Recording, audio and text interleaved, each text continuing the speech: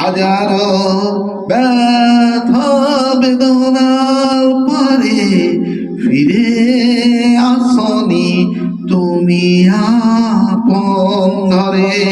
দিনের আলো তুমি ছড়িয়ে দিতে চলে গেলে মদিনায়, মক্কা ছেড়ে হাজারো ব্যথা বেদনার পরে ফিরে আসনি তুমি আপন ঘরে।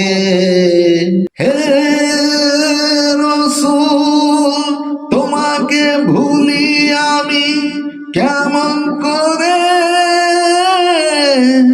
খেয়ে না খেয়ে দিন প্রচারের কাজে নিজেকে দিয়ে বিলিয়ে।